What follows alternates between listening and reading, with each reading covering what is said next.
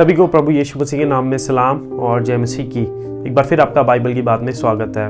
मैं तरुण जॉन आज फिर से बाइबल में से कुछ बात करना चाहता हूँ, एक पुस्तक को खोलूंगा। लेकिन उससे पहले आप प्लीज़ जो सब्सक्राइब का बटन है उस सब्सक्राइब के बटन को दबाइए, उसके साथ जो बेल आइकॉन है वो घंटी है उस घंटी को भी दबाइए, ऑल पर कीजिए ताकि आपको सारे नोटिफिकेशन आते रहे बाइबल की बात के। हमने पिछली पुस्तक की थी, वो थी पहला राजाओं की पुस्तक, वो थी फर्स्ट किंग्स, जहाँ से हमें पता चलता है कि दाऊद के बाद उसका जो पुत्र है वो है सुलेमान। सुलेमान राजा बन जाता है और कैसे उसका जो हृदय होता है वो बटा हुआ होता है संसार की राहों में और परमेश्वर की राहों में, जिस कारण वर्ष परमेश्वर उसके बटे हुए हृदय के कारण उसके राज्य को ही दो भाग कर देते हैं। उसका राज्य ही बंट जाता है दो हिस्सों में। वो था उत्तर में जिसे हम इजराइल का राज्य कहते हैं, जिसमें 10 ट्राइब्स थी या 10 हम कहीं गोत्र थे। फिर दक्षिण में जिसे हम यहूदा का राज्य कहते हैं, जूडा या सर्दर्न किंगडम भी जिसे कहते हैं, जिसमें 2 गोत्र थे, बिन्यामिन और यहूदा का गोत्र। और ऐसा होता है कि जब वो राज्य बंट जाता है तो इजराइल की जो राजगद्दी है वहां पर जो राजा है जेरोबोआम होता है, और दक्षिण में जो होता है वो रहबाम, जो कि सुलेमान का ही पुत्र होता है, वो राज करता है। इस तरह से कहानी चलती है इन दो राज्यों के बीच में। इनमें काफी लड़ाइयां भी होती है आपस में, और सेकंड किंग्स उसी की कंटिन्यूएशन है, उसी को ही ये आगे दोहरा रहा है कहानी के उसके बाद क्या हुआ। पहले राजाओं में जो नबी होता है वो होता है एलाइजा, और दूसरे राजाओं में जो नबी है वो आ जाता है एलाइशा। और हम इसमें देखेंगे ये बुक किस बारे में। सो वो कहानी दोबारा से चल रही है, 2 राज्य बटे हुए, किस तरह से वो जो डिवीजन है बंट गया है राज्य, उसने पूरे दोनों राज्यों किस तरह से वो गिरना शुरू हो गए। और अंत में क्या होता है कि दोनों के दोनों राज्य बंधुआई में चले जाते हैं। पहले इजराइल जाता है, फिर उसके बाद यहूदा जो दक्षिण में जाता है। पहले इजराइल को असीरी लोग लेकर चले जाते हैं, फिर यहूदा को बेबीलोन, जिसे हम कसदी लोग भी कहते हैं, कैल्डियंस भी कहते हैं या बेबीलोनियंस भी कहते हैं, वो चले जाते हैं। 19 राजा थे जो बुरे थे इजराइल में, और इजराइल में हर एक राजा जो भी आया वो बुरा ही आया तब तक जब तक ये बंधुआई में चले नहीं गए, जब तक इनको असीरियंस ले नहीं गए। सो नॉर्दर्न किंगडम जो था, उत्तर का राज्य जो था इजराइल का, जहां पर 10 गोत्र थे, ट्राइब्स थी, वहां पर 19 राजा आए और सब बुरे राजा आए, हर एक राजा बुरा ही था। और एलाइजा नबी की सेवकाई उत्तर में ही थी ज्यादातर। फिर हमें एक ऐसी पिक्चर भी मिलती है कि जो जूडा है वो कुछ ना कुछ कभी ना कभी, जो यहूदा जो सर्दर्न किंगडम है वो कभी ना कभी कुछ ना कुछ सही कर रहा है, परमेश्वर की राहों में आ रहा है, फिर वहां से जा रहा है, फिर आ रहा है, फिर जा रहा है। लेकिन अंत में क्या होता है कि पाप बढ़ जाता है, युक्तता से, धार्मिकता से ज्यादा हो जाता है, और यहूदा भी, दक्षिण का राज्य भी कसदियों के बंधुआई में चला जाता है।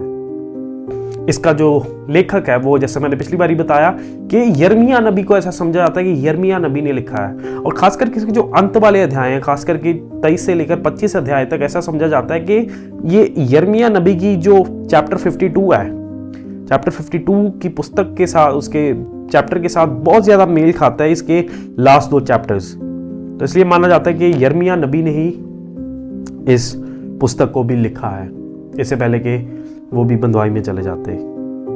उन्होंने पूरी कहानियों को रिकॉर्ड किया है। इस पुस्तक में 25 चैप्टर्स हैं, 25 चैप्टर्स, और इनको हम 4 भागों में बांट सकते हैं। 25 चैप्टर्स इनटू 4 डिवीजन। पहली डिवीजन का नाम है स्प्लिट किंगडम कंटिन्यूज, के जो बटा हुआ राज्य है वो अभी भी निरंतर चल रहा है, वो 1 से लेकर 16 अध्याय तक है। फिर दूसरी डिवीजन है, दूसरा जो भाग है वो है फॉल ऑफ इजराइल, इजराइल का गिरना या बंधुआई में जाना, वो 17 अध्याय में हमें देखने को मिलता है। तीसरी डिवीजन, तो तीसरा भाग हुआ है सर्वाइविंग किंगडम डिक्लाइंस, कि जो एक ऐसा राज्य जो दक्षिण का राज्य था वो किसी ना किसी तरह से सर्वाइव कर रहा था, जी रहा था, लेकिन वो भी अब घटना शुरू हो गया है, वो भी कमजोर पड़ना शुरू हो गया। और उसके बारे में 18 से लेकर 23 अध्याय तक पता चलता है। और आखिरी जो डिवीजन है वो है फॉल ऑफ जूडा, यहूदा का गिर जाना, पाप में भी और बंधुआई में भी, वो 24 से लेकर 25 अध्याय तक है। पहली डिवीजन जो कि 1 से लेकर 16 अध्याय तक है, कि जो बटा हुआ किंगडम है वो अभी भी चल रहा है। उसमें हमें एलीशा नबी की सेवकाई के बारे में पता चलता है, कैसे उसने एक विधवा की सहायता की, कैसे उसने एक शूनामाइट स्त्री थी उसके बच्चे को जिंदा किया मुर्दों में से, और हमें नामान कोड़ी के बारे में भी पता चलता है। फिर दूसरी डिवीजन जो फॉल ऑफ इजराइल के बारे में है वो 17 अध्याय में है। इजराइल का जो बंधुआई में जाता वो था 722 बीसी में, ईसा पूर्व, प्रभु यीशु मसीह के आने से 722 साल पहले ऐसा हुआ था। और कैसे इजराइल मूर्ति पूजा में था, हर एक दूसरे जो जातियां थी, जो दूसरे नेशन थे, उनकी राहों में चलना शुरू कर दिया, उनके कस्टम्स को अपनाना शुरू कर दिया। यहाँ तक कि बच्चों का बलिदान होता था इजराइल में, एस्ट्रोलॉजी को फॉलो करते थे, और साथ ही साथ विचक्राफ्ट, जादू टूना भी होना शुरू हो गया था इजराइल में। फिर third division, surviving kingdom declines, कि जो किंगडम अभी भी चल रहा है लेकिन वो घट रहा है किसी ना किसी वे में। 18 से लेकर 23 अध्याय तक उसमें पता चलता है कि हिजकिय्याह राजा आया जिसने 29 साल राज किया। फिर उसके बाद 55 साल एक मनासे नाम का राजा आया जिसने राज किया, वो बुरा राजा था। फिर 31 साल एक अच्छा राजा आया यहूदा के राज्य में, जो था जोजिया। फिर उस जोजिया के अंदर रहते रहते जो मंदिर है वो दोबारा से बनाया गया। एक बेदारी आ गई लोगों में, और लोगों ने क्या किया कि जो लॉ है, जो व्यवस्था है, उसकी पुस्तक को दोबारा से ढूंढा, वो दोबारा से मिली। फिर लॉ की स्थापना हुई, व्यवस्था की स्थापना दोबारा से हुई। लोगों ने पास ओवर, जो फसह का पर्व है, उसको मनाना दोबारा से शुरू किया।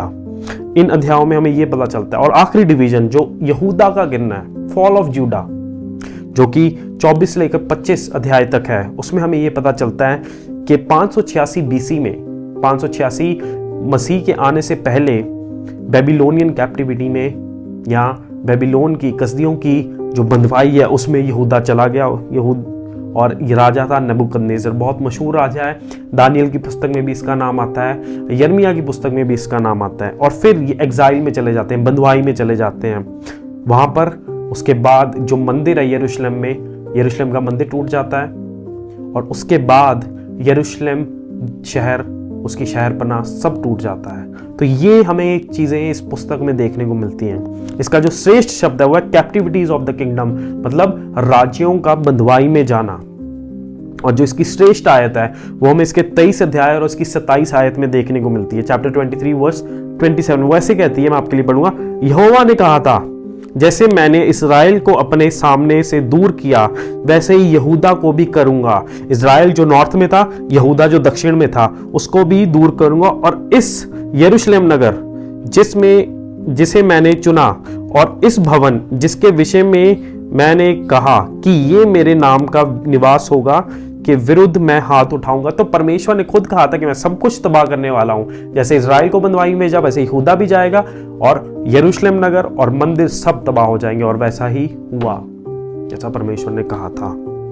क्या हमें मसीह देखने को मिलते हैं ऐसी पुस्तक में जहां पर सब गलत ही हुआ है, परमेश्वर की उपस्थिति का मंदिर भी टूट गया है? हाँ, वो देखने को मिलते हैं। हमें इस तरह से देखने को मिलते हैं कि जो एलाइजा था उसको हम यूहन्ना बपतिस्मा देने वाले के साथ जोड़ते हैं। जो एलाइजा था उसको हम मसीह के साथ जोड़ते हैं। वो कैसे? क्योंकि एलाइजा जो था वो अक्सर लोगों से दूर रहता था, वो व्यवस्था पर ज्यादा बोझ देता था, जजमेंट पर के आप पर दंड आएगा, और रिपेंटेंस पर के मन फिराओ। लेकिन एलीशा ऐसा था कि वो लोगों में रहता था, वो अनुग्रह, जीवन और आशा की बातें करता था। इस तरह से हमें मसीह की झलक देखने को मिलती है एलीशा के चरित्रों में। और इसकी जो थीम है, जो इसमें मेन सब्जेक्ट है, वो ये है कि कैसे परमेश्वर ने, इसमें हमें पता चलता है कि कैसे परमेश्वर ने बताया कि इजराइल गिर गया, इजराइल बंधुआई में गया असीरिया की, और कैसे यहूदा बंधुआई में गया बेबीलोन की। और ये रिजल्ट था परमेश्वर के जजमेंट का, परमेश्वर के न्याय का, क्योंकि सिन, पाप और अनाज्ञाकारिता आ गई थी परमेश्वर के प्रति इन दोनों राज्यों में। तो परमेश्वर ने जो निष्कर्ष निकाला वो था कि इनको बंधुआई में बेच दो।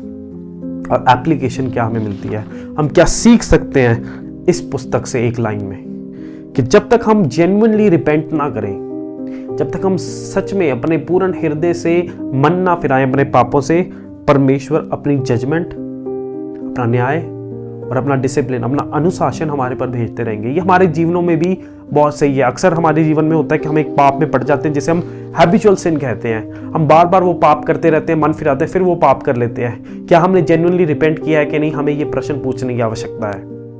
पाप हम करते हैं, लेकिन पाप से शर्म आने की बात नहीं है कि हम परमेश्वर के आगे ना जाएं। हम शर्म खाकर परमेश्वर के आगे जाएं और वो हमें क्षमा करते हैं जब हम जेन्युइनली रिपेंट करते हैं। नहीं तो परमेश्वर की जजमेंट और उनका अनुशासन, उनका न्याय और उनका अनुशासन हमारे ऊपर आता रहेगा, क्योंकि वो हमसे प्रेम करते हैं, वो हमें अपने बच्चों की तरह जानते हैं। आशा करता हूं आपने कुछ सीखा इससे।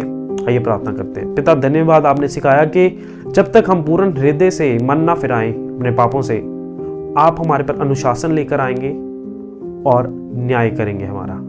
धन्यवाद पिता कि आप हमें प्यार करते हैं। इस प्रार्थना को प्रभु यीशु मसीह के नाम में मांगते हैं, आमीन। आशा करता हूं आपको वीडियो अच्छा लगा। प्लीज लाइक कीजिए, शेयर कीजिए, कमेंट कीजिए, सब्सक्राइब कीजिए, दूसरों को बताइए बाइबल की बात के बारे में। और प्लीज आप बाइबल की बात को फॉलो कर सकते हैं इंस्टाग्राम और फेसबुक पर भी, लिंक आपको इस वीडियो के नीचे डिस्क्रिप्शन में मिल जाएंगे। बाइबल की बात तरुण के साथ चलती रहेगी, तब तक के लिए देखते और करते रहिए क्या, बाइबल की बात।